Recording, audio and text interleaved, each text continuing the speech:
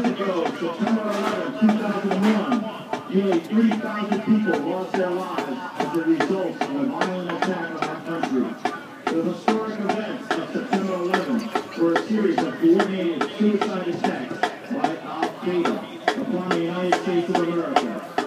On that morning, 19 Al-Qaeda terrorists hijacked 4 commercial passenger jetliners. The hijackers intentionally crashed 2 of the airliners into the twin towers of the World Trade Center in New York City, killing everyone on board and many others working in the building. The hijackers crashed a third airliner into the Pentagon in Arlington, Virginia, just outside Washington, D.C.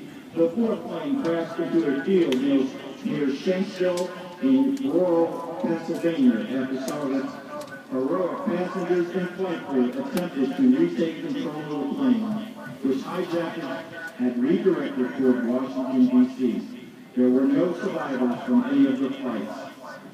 The events of that day and on the days after shocked our nation and filled us with grief as we watched the footage on TV and read about it in newspapers and magazines. Interestingly enough, the earliest account of how we, as a nation, began to deal with our grief was the memories of people singing, "We shall overcome," and "America Beautiful." The first organized public event following the attacks was a concert by the New York Philharmonic in which Brahms' Requiem was performed.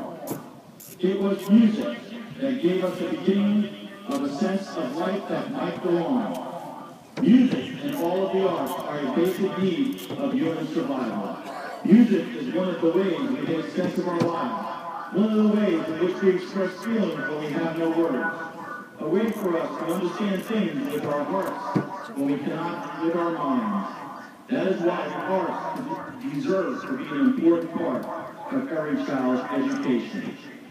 Tonight, 1,300 student musicians representing 9 communities will pay another musical tribute to honor and remember those nearly 3,000 people who lost their lives on September 11, 2001, and to those who have served or are presently serving our country in our nation's military with the performance of Lee Greenwood's "God Bless the USA."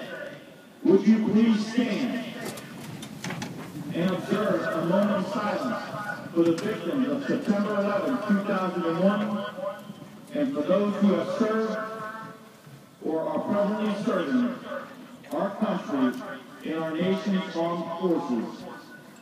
Let us never forget.